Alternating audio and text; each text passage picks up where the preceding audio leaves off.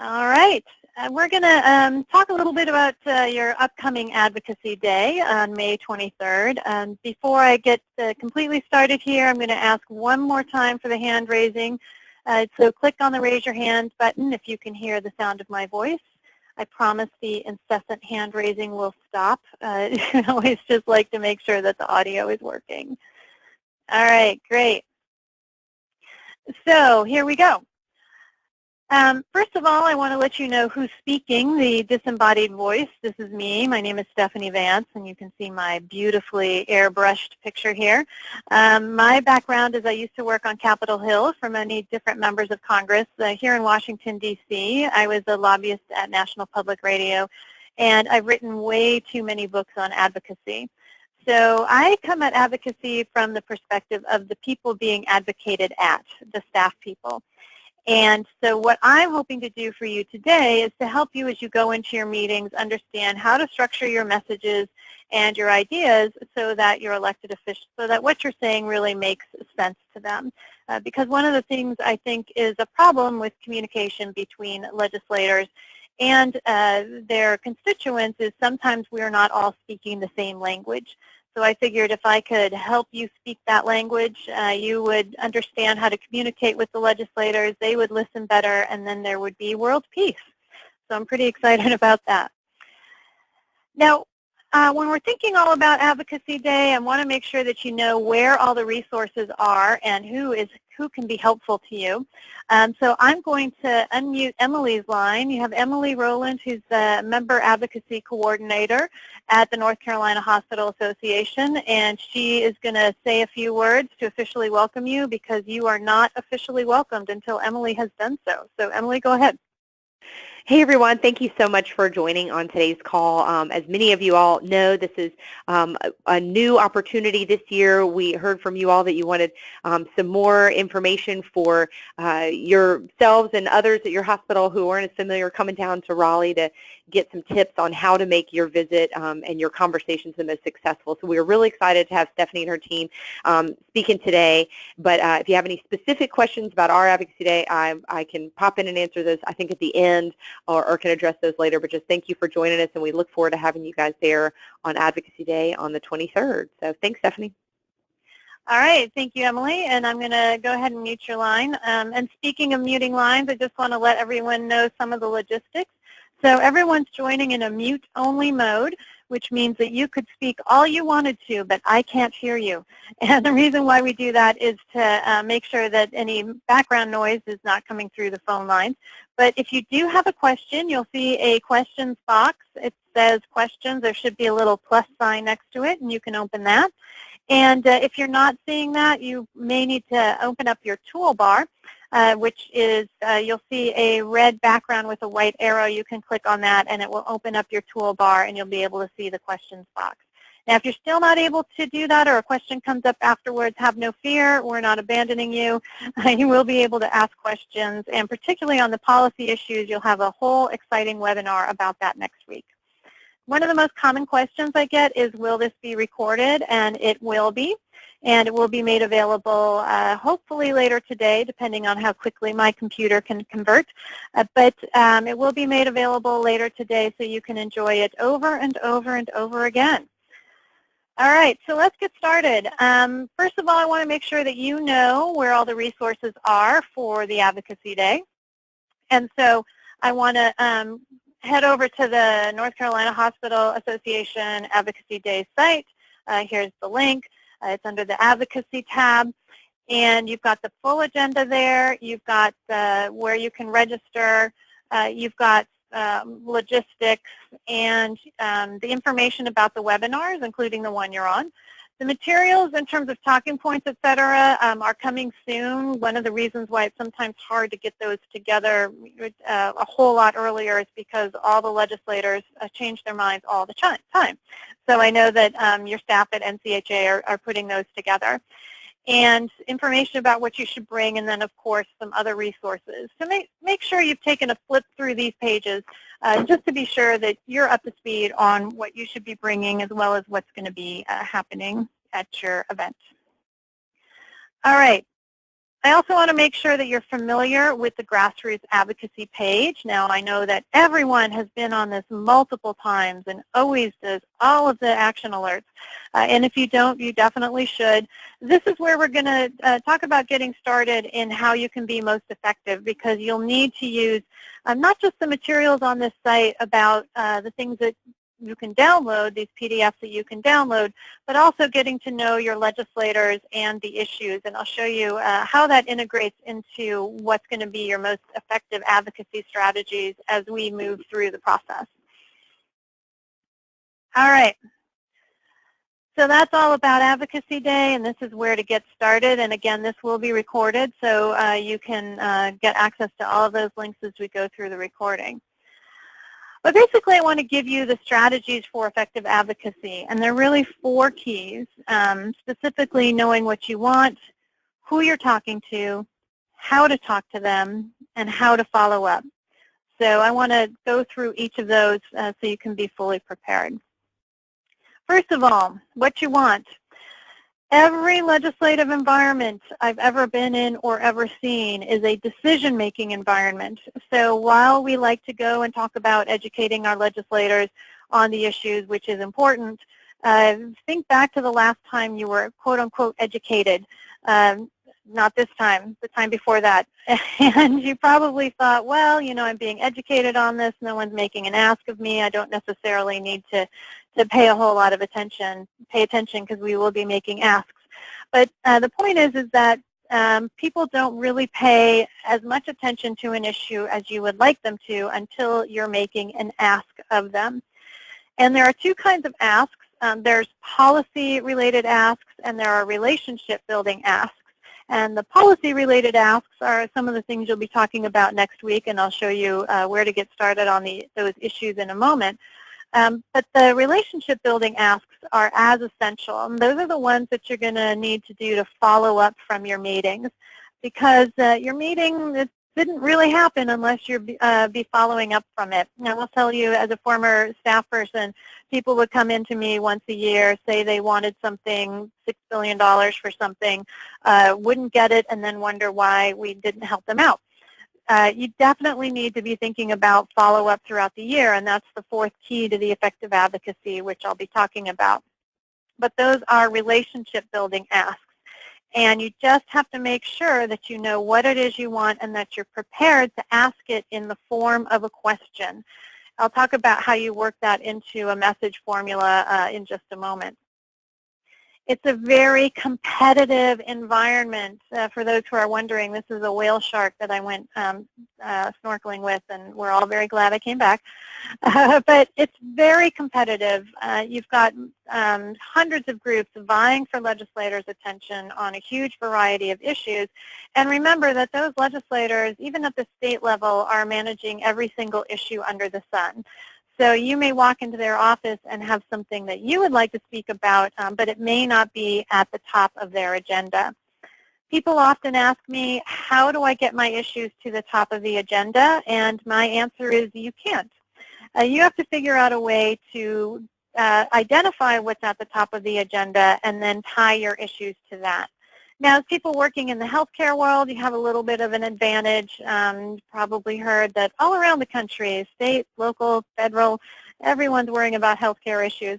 But you do have to remember that at the same time, you're competing with trade issues, with immigration issues, with budget issues, with a whole range of issues that your legislators are working on. It's a competitive environment, and making an ask helps raise your issue to the top of what they're considering. Because when you make an ask, they have to give you an answer. They can't just nod and smile and say, hey, we love what you're doing in the community. They have to think about whether they're going to say yes or no to you. Now, in your meetings, they probably won't at that point say yes or no. They might say maybe. Or if they're already champions, obviously they'll say yes, or you might have some who are already definitely opposed.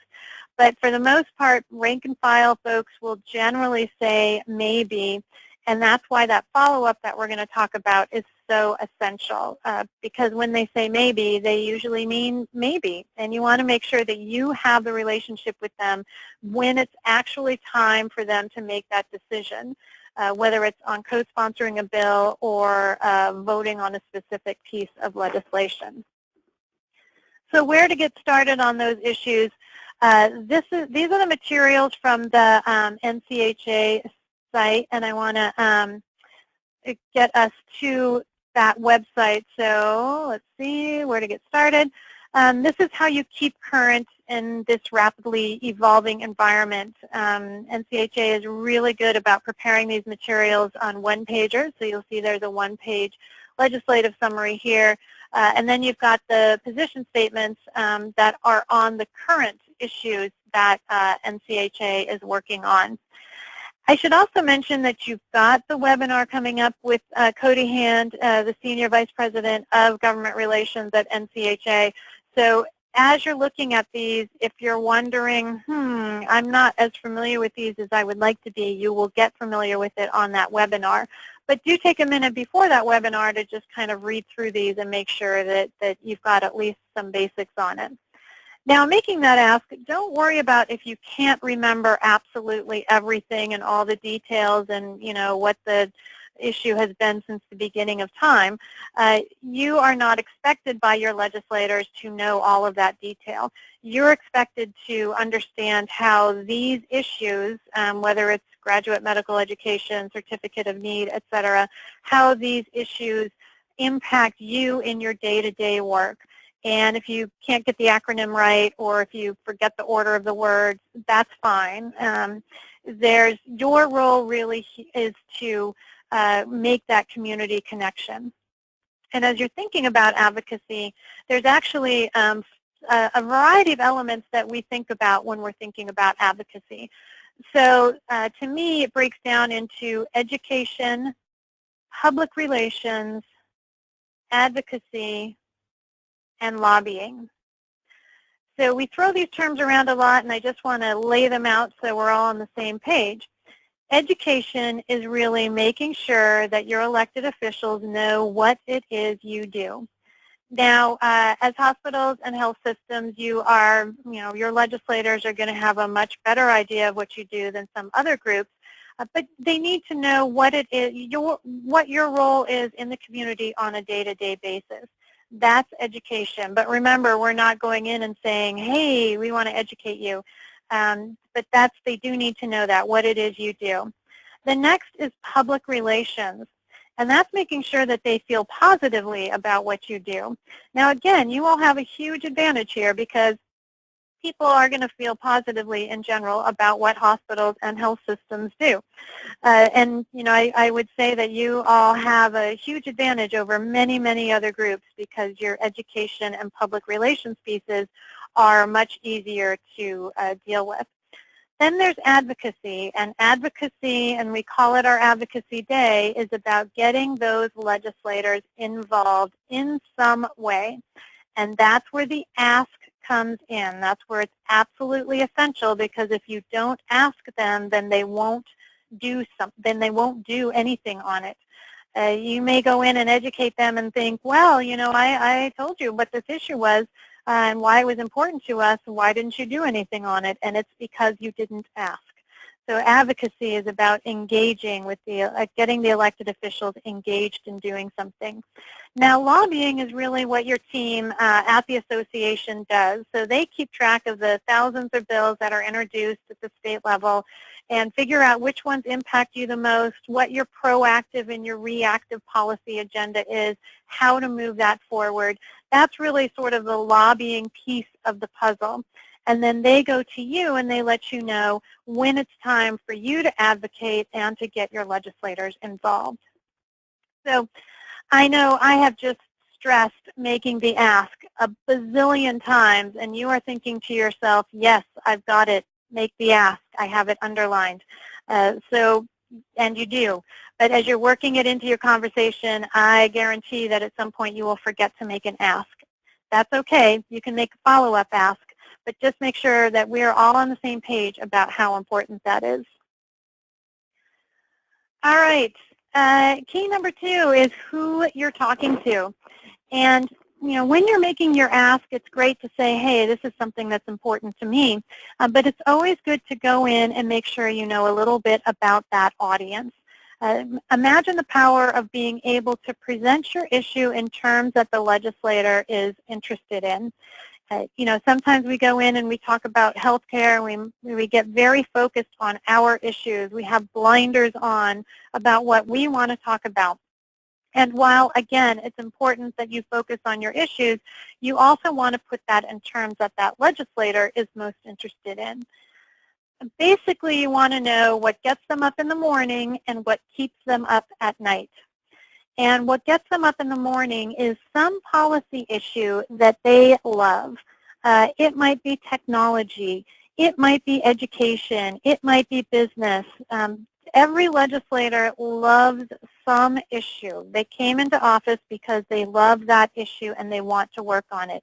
Your job is to figure out what that issue is and then try to connect what you're talking about to that. So, for example, if you have a legislator who's tremendously interested in technology issues, you might focus on technology that's used in hospitals and how that benefits patients, and how, gee, it would be nice if you could do that more if you solve some of the graduate medical education issues and the cost of that. But, you can't provide all the technology because you've got this problem. If you go into the legislator's office and you say, I'm here to talk to you about the technology surrounding the work that we do, that legislator hears the word technology and they immediately think to themselves, oh, this is my issue. This is something that I'm interested in. I want to make sure that, what I'm working on really connects back to that. And then what keeps them up at night is obviously, for the most part, re-election. And I raise that to not ask you to go in and say, oh, you need to vote, you need to do what I want, or I won't vote with you. In fact, that sort of argument is very frowned upon in any political environment, and in most cases it's illegal. So I wouldn't start with that. But it is important to know, that election is something that they're thinking about, and that's one of the reasons why they want to make sure that they're serving their constituents well. It can be good when you go into the office to see what their percentage of election was, what their margin was. If it was extremely close, then they tend to be a little bit more focused on the day-to-day issues of their constituents. Not that all of them aren't. But if it was a little wider, then they can actually look at things from a broader perspective. So those are always good things to know when you walk into the office. And I do have a question about the best way to find that, and you are so psychic because I'm going to get to that and show you how to look at that on the North Carolina Hospital website. Very exciting. Thank you so much for asking that question. All right, so this is what gets me up in the morning. Everyone can ooh and ah, cutest dog ever. It's always good to throw in a dog in the middle of the webinar to make sure everyone's paying attention. So yeah, gets me up in the morning. If you were going to talk to me about any issue, if you started with the cute dog, I would be paying so much attention to you, you wouldn't believe it. All right, so the things that you need to know, and then I'll talk about where you find them out. Their committee assignments, where they are in the political spectrum, and their policy interests. And you can see that their message is right there in the middle of those three things. So the reason why these are important is because their committee assignments will tell you what is of most interest to their district. The leadership put people on committees based on what's important to the community. So, for example, if you have a legislator who is on an agriculture-related committee, that means that they're from a very rural area, and so rural arguments are going to work with them. So some of the telemedicine-related arguments might be something that you would want to at least start your conversation with. Then you want to think about where they are on the political spectrum. We certainly have a variety of people on a variety of political spectrums now. But the reason to know that is not because if you're a Republican, you should talk only to Republicans, or if you're a Democrat, you should talk only to Democrats. It's to make sure that you're starting with arguments that make the most sense to the people that you're talking to. So if you're talking to a very conservative member, you're going to start with some more economic development arguments. You're going to talk about cost savings. You're going to talk about how your services reduce healthcare costs, because they're on the more conservative side, and that's the kind of thing they're going to be interested in. With a more liberal member, you might talk more about access to care. Now, again, everyone's going to care about both of those issues, but there's a place to start depending on where someone is on the political spectrum. And then you're going to want to know a little bit about their policy interests, and that's usually related to the legislation that they've introduced, and you can usually also find that information on their website. And speaking about where to find all that information out, your North Carolina Hospital Association has an awesome action center, and I'm going to take us to one of the pages on that. We'll see. So you've got this great Find Your Legislator link, and I actually went ahead and looked this up because I wanted to make sure that we had the that background information already pulled up. This is for the North Carolina Hospital Association's address. So you can go and look at this and see who the one is from your specific area. Sometimes you actually, we're going to have to put in your entire email or entire street address, because they split across, the district split across street addresses, split across zip codes. So it can be a little bit challenging to try and find the right folks. So when you find that, you'll see, oh, okay, these are my various legislators, and they give you, their name and email address. Okay, well, that's great. That doesn't necessarily tell you a whole lot. Then I think it's time to go to the North Carolina General Assembly site. This is where you can learn a lot about those legislators. So you can see they also have a Who Represents Me page. I think it's better to go to the NCHA page, because on that page, and I'll show you in a moment, you can also see what the issues are and what the advocacy alerts currently are. But you can see if you click on the House site and you click on the House member list, and we'll just click on the first one. I don't know who this is. I don't know if you love him or hate him. You click on that district map, you get this detail, so you can see this is one of the most valuable things to know, is what the areas are that he represents and what the footprint is that he represents, so you know how you can connect to that. You can also, when you click on the name, if the website is working, we'll give you some biographical information on that legislator.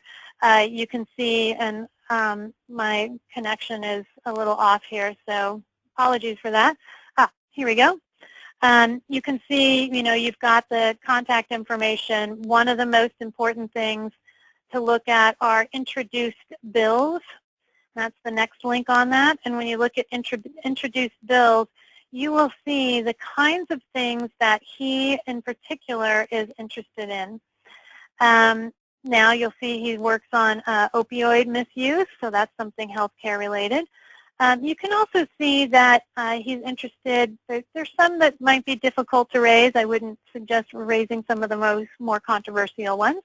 But you can also see he's interested in texting while driving. I'm assuming he's opposed to that. He's got some education-related ones that he's interested in, some environmental issues. And again, those may not be specifically related to healthcare issues, but what you're doing is you're finding out what they are concerned about, what they are interested in, and to see if there's any way at all to connect what you want to talk about to them. So I'm just going to look at another legislator here, and so you see here that there's a lot of cancer awareness, deaf, heart, very interested in cancer issues, newborn screening. Also some interest in juvenile justice, teaching, retirees. So there's a lot of connections here that you can make, and you can also make it to, you know, protecting law enforcement officers. If there's a way to talk about how you serve the community and how you might partner with law enforcement officers, I think that that's a valuable connection to make. Even if you can't find anything that you can connect to them on, and I find that hard to believe since you're in the hospital community, do just, you know, at least know that information going in. But I think this is the most valuable part, to know what bills that they've introduced. And you can click through and see where the committees are. I also think it's valuable to look at their biographical information. And if you can find, you know, in this case it has just the address and the office, but you can see here one of the things, two of the things I think are valuable: occupation, mediator, and the terms in the House, just one. That tells you a fair amount about their experience and where they are on the legislative seniority chart. So with that, that's, to me, how you would find out some of this information about that legislator. For the person who asked that question, let me know if that answers it. It probably answers it way too much, and you're like, yes, I got it.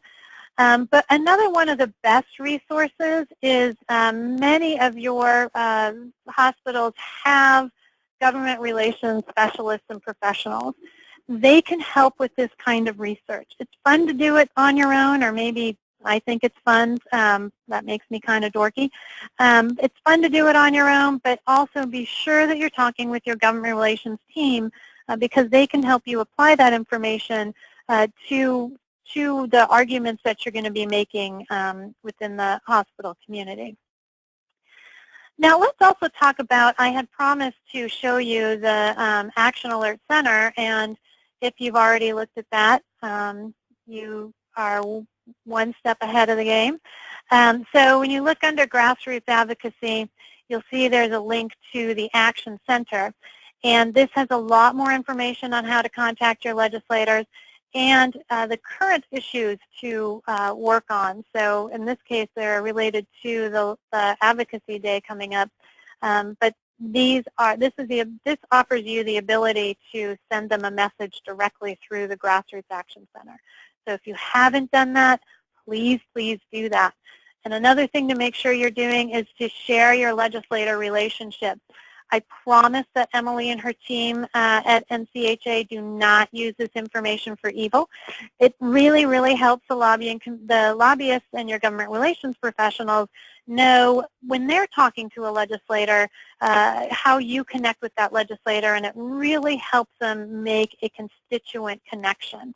And that's super valuable to them when they're making arguments about why a legislator should be supporting or not supporting a specific legislative initiative. All right, I'm going to check in to see if we have any more questions at this point. All right, we got the best one. They got the question about finding out what keeps them up in the morning and what gets them up in the morning and keeps them up at night. So I think we're good with that. If we have a moment after the session, I also want to show you the Vote Smart site. It's at votesmart.org, and that's another way. That's a place where you can review all of their speeches and comments that they've made lately, which is really always entertaining.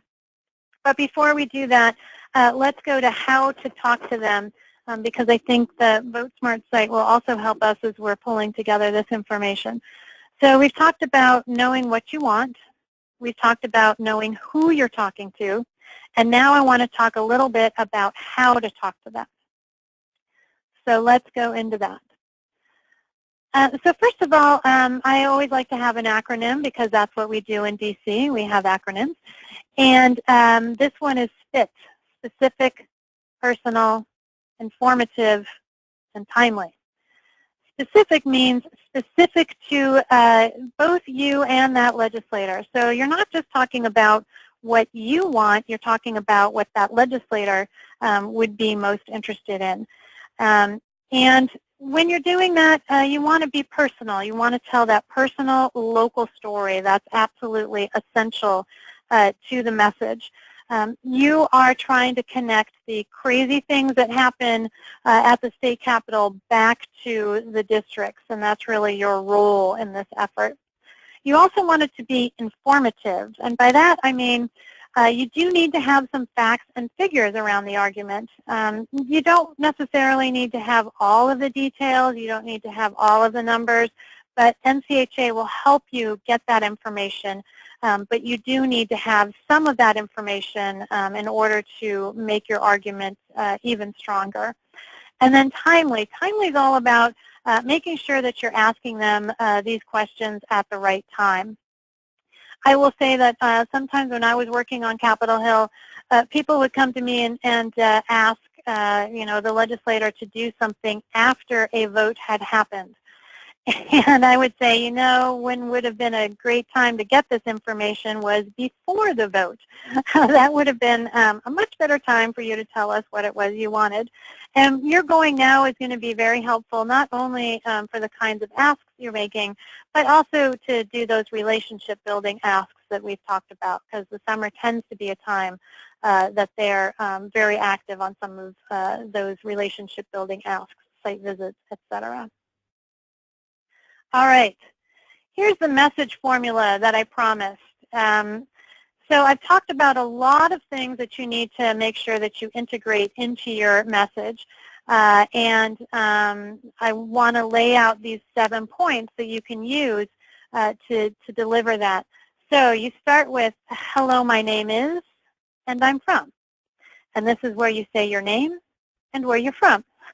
And what you're doing there is you're establishing the relevancy you have with that legislator's office. They need to know that you're a constituent. And not that they're not going to pay attention to people who aren't constituents, but they do need to know how you connect to their community. That's going to be one of the most important things for them to have that information on. Secondly, you're going to want to say, I'm here to talk to you about. And what that is you're kind of setting up the ask. So you're saying, I'm interested in XYZ issue. Now, you're not saying at that moment what the ask that you're looking for, but you are putting forth the issue that you want to mention. So that 4-point list, behavioral health, graduate medical education, certificate of need, etc. That's where you put in that basic information. Then you say, knowing of your interest in. And this is where you put in the information about the audience.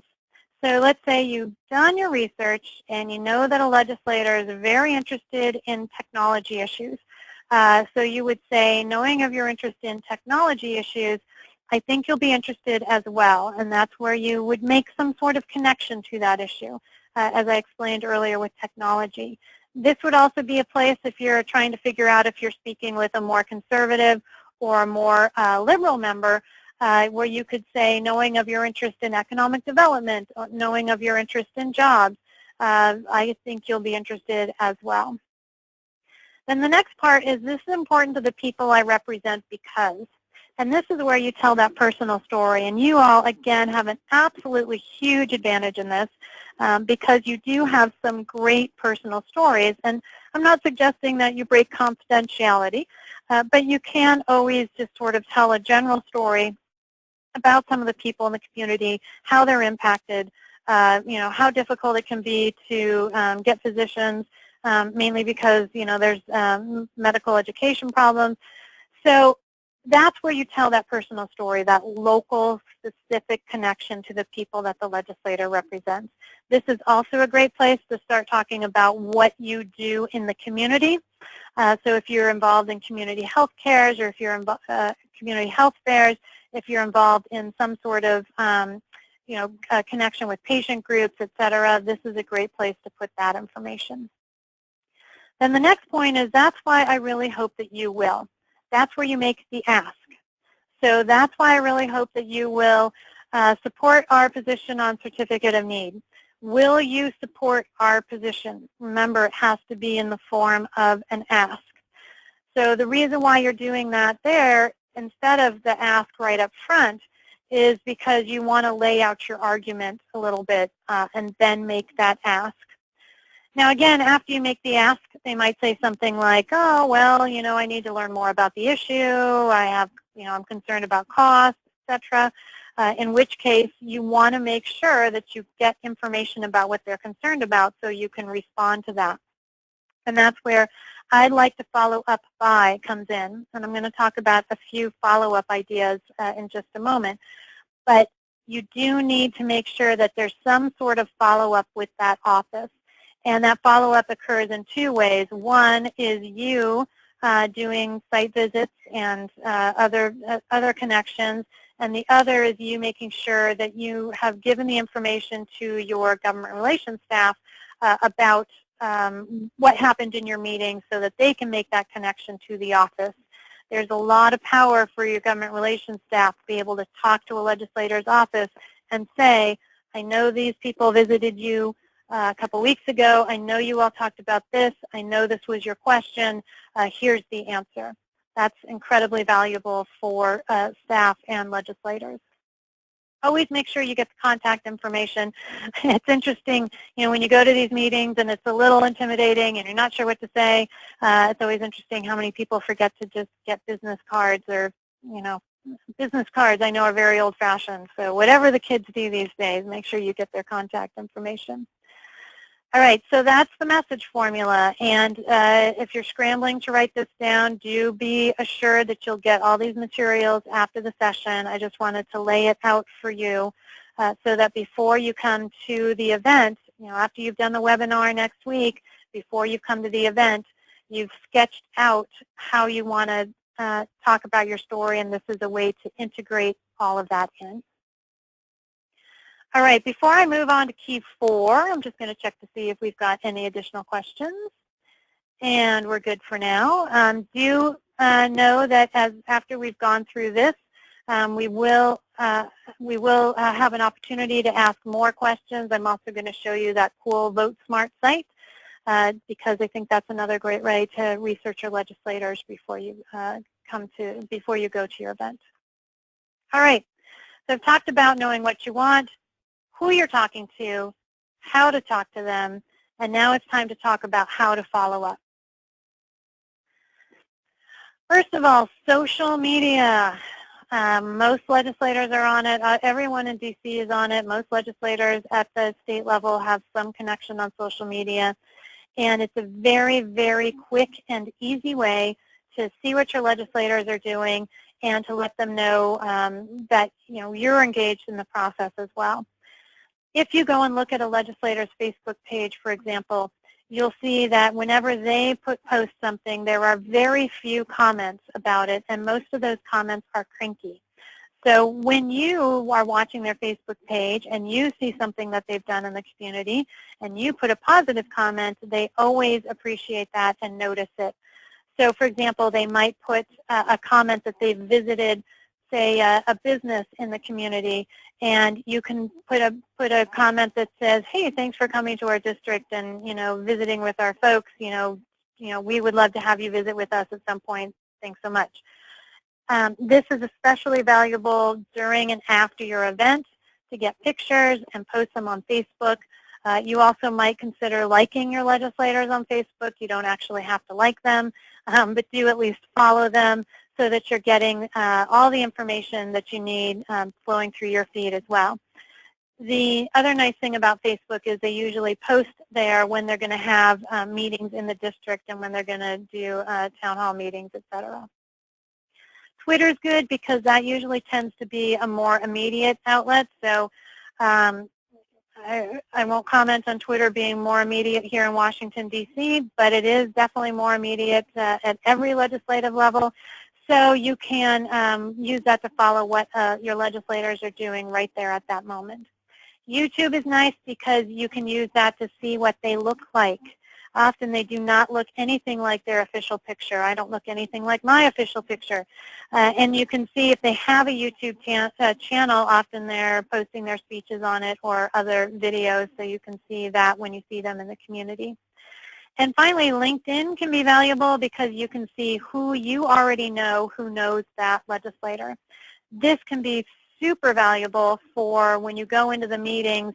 You can say, oh, I see that you know so-and-so, I know so-and-so as well, and it's a great way to get them to start off on a positive foot, especially if you're dealing with a legislator who is not exactly sympathetic to your concerns. Social media, that is quick and easy. Do those 4 things. If you're not going to do 4 things, do Facebook, 1 thing. That will take you 2 to 3 minutes, whether you're a GR professional or not. It's just a very, very quick and easy way to start being an effective advocate. So for your relationship building asks as you're following up from your meetings, there's 5 things to think about, and you don't have to do all 5 of these. I've already mentioned social media. So there's written communications, and I say written communications, but I mean emails because most people don't actually write letters anymore. This is why that contact information is so valuable to be able to email directly into the staff to follow up on your meetings. Most people, I will say from all of my meetings when I worked on Capitol Hill, wouldn't even send an email to follow up, and that didn't deliver to me the message that the item that they were talking about was truly essential to them. Meetings back in the community are really valuable. It's great you're coming to the advocacy day, but you do have an opportunity to meet with them when they're back in the communities, and that can be a way of showing how what connects and how what happens in the Capitol connects back to the district. And those meetings don't have to be just you. You can bring in patient advocates and others who are engaged who will also be able to deliver a powerful message. I'm going to talk in a moment about how you do that with site visits. Phone calls, people still call on the phone. So that's another way. If you're going to, though, have ask for a long discussion with a staff person as a follow-up, I suggest trying to set up a phone appointment because they're running around. They're often not available. And same thing with the legislator. Schedule it as you might schedule a traditional meeting. But do make sure that you're using that as a method. Now, if you're thinking, what are the best ways, because a lot of people ask me that, which one is absolutely the best?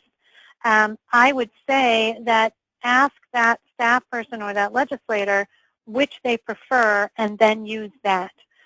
So I, for example, am an email person. Email is the best way to talk to me. It's the best way to reach me. So if you ask me that question, I would say, oh, email me for follow-up. Some people like the phone. Some people like a drop-in meeting. It's a question that should be part of your message formula as you're talking to the offices. We talked about social media, site visits.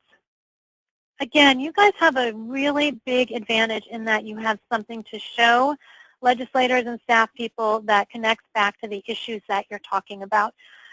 Take them to a hospital, take them to a doctor's office, take them somewhere that will show them how what you're talking about connects to the issues that they're talking about in the Capitol, because a lot of times they don't know that. And it's not because they hate you or they're terrible, they just simply don't understand the connections. And showing them those connections is important. To set up a site visit, it's not rocket science. If you have a government relations professional, definitely go through them. They can help set that up. They know who to get involved. So you don't have to go do that on your own. Your NCHA staff can also help you if you don't have a government relations professional. But it's basically a process of calling the office and asking when the legislator would be available for a site visit, figuring out who should be at that visit. Sometimes it's not just you. Sometimes it's others that the legislator would be interested in. So let's say that you looked up the policy issues that the legislator is interested in, and you've looked up the LinkedIn connections, and you know that someone the legislator knows, and that they know the policy issues as well. That person would be very valuable to have at the site visit, obviously. So do a little bit of that research ahead of time, because one of the things you're trying to demonstrate is how the issues affect everybody in the community. Your schedule, usually legislators do a half hour to an hour kind of site visits. Some do longer. but plan on maybe an hour. So think about what you want to show them as you go through whatever you're having them visit. Make sure that you've dealt with all of the logistics. It might be, make sure that you've got food, you've got snacks. Blood sugar is essential to effective advocacy. Make sure it doesn't rain if that's something that you need to deal with. Just make sure you've got all the logistics dealt with. And then if you make sure you've got someone who is taking notes as you're walking through, because you don't want to forget something that the legislator raised. And if you're the one leading the visit, you're not going to be able to take notes about that on the spot. And just, it can be difficult to get those set up. It can take a lot of persistence and phone calls. Again, your NCHA staff is there to help you with that. But they are so incredibly valuable that if you do one thing as a follow-up from your meetings, I strongly suggest it be site visits. And just a couple thoughts to wrap up. So first of all, it doesn't have to be, I've talked about a lot of things to do to get ready for your meetings, learning about the issues, learning about your legislators, developing your message, all that follow-up. But there are ways to integrate advocacy into your existing work, because I know that all of you have jobs that you're at probably 24/7. So think about everything that you're doing on a day-to-day basis. Even if it's something as simple as going through paperwork, as you're doing that, think about, is there something about this paperwork that is being impacted by an issue that we're dealing with legislatively? I don't know what that would be, maybe certificate of need, but think to yourself, is there some way that this connects? And even if it's not something you can show a legislator, at least you can use that as an argument as you're making some communications with them, even if it's, simply a post on Facebook. But advocacy doesn't have to be, nor should it be, a separate thing that you're working on.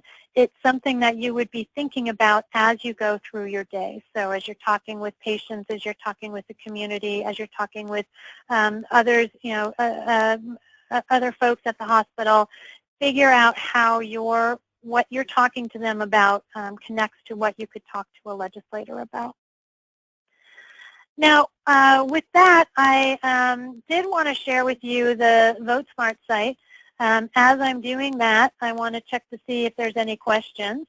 Do feel free to type in your questions. I don't have any right now, but I do. If you do want to ask a question, you can type them into the question box.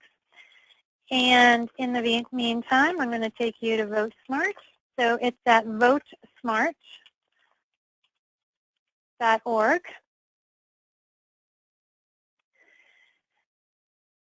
And when you get to this site, you'll see, first of all, you can enter a politician's name or zip code. Let's just look up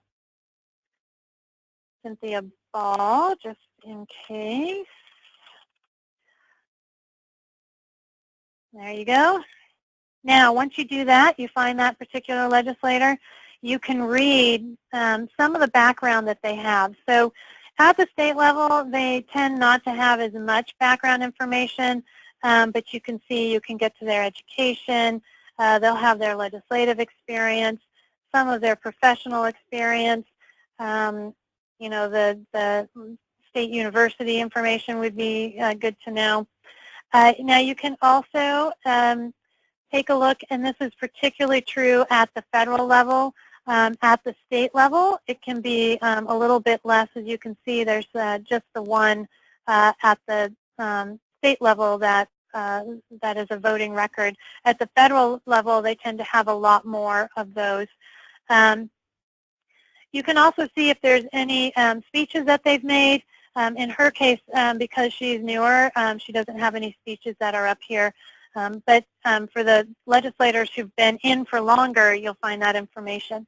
Whether or not there's anything on that particular legislator, there will always be some biographical information that it's good to prowl through and see if you can learn a little bit about them. All right. And with that, you've seen VoteSmart. You figured out knowing what you want, who you're talking to, how to talk to them, and how to follow up. I hope I've given you some ideas on this. I don't have any questions at this point. I do want to check in with Emily to see if I have missed something or said something incorrectly. So Emily, I'm going to unmute your line, and you can let our folks know if there's anything else that they need to know. Go ahead. Great. No, thank you for your time, Stephanie, and I hope everyone has found this really helpful, informative to help prepare how you want to talk to folks on Advocacy Day. Again, just to reiterate, as Stephanie mentioned, that we'll be diving more deeply into the issues on next week's webinar, but hopefully this will give you a good starting place to start putting together how you want to talk about things, and then we can get into those details then. But thank you all for taking the time to join us. All right, and with that, I'm going to let you all go forth out into the world. Thank you so much for being on the call, and I know you're going to absolutely have a wonderful Advocacy Day.